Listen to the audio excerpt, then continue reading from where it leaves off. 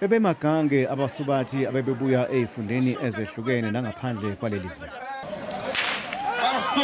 iZululand Ultra Marathon yebanga lamakhilomitha ngama-56 beyinyukela kulokhu isuka Olundi yayophelela kwaNongoma.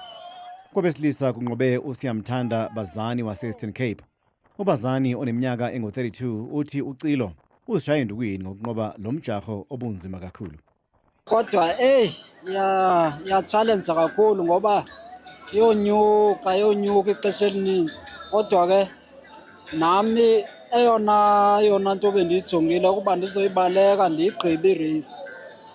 Uba ndiyiwine ndifumane le gold medal kube yisurprise nje.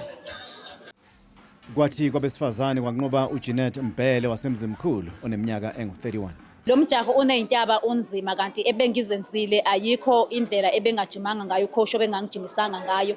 Yilapho ke into engitshele khona ukuthi angizethembe ngoba nasemakhaya zikhona intaba ezinganjena la embone khona ukuthi hayi ngisemathubeni ukuthi lo mjaho lo ngizowina. Lo mjaho ukhuza ibuya emva kokumiswa ngonyaka u-2020 kulandela ukubheduka kwe-COVID-19. Abagqugquzeli bajabule kakhulu ngokubuya ngesasasa elikhulu kwalo mjaho. Sibona ukuthi kuhlelekile yithi thina njengohulumeni wasekhaya ufuna sibelekelele abagijimi ukuthi bafike kuleli izinga okufanele bafike kulo. Kodwa ke futhi siyakhuthaza siyekile ukukhuthaza ukuthi nabantu abasha kakhulu ngoba uyabona lapho ukuthi sekukhona nezingwevu lapha ezigijimayo. Kodwa siyabakhuthaza nabantu abasha ukuthi abasondele ngoba kuyawuqinisa umzimba ukuthi uhleleke kahle. Sithokoze kakhulu ngoba lo mjaho ube impumelelo.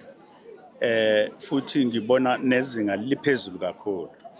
Okusithokozisa kakhulu ukuthi abantu bakwaNongoma nabo ngasohlangothini lwe-tourism babenefitile.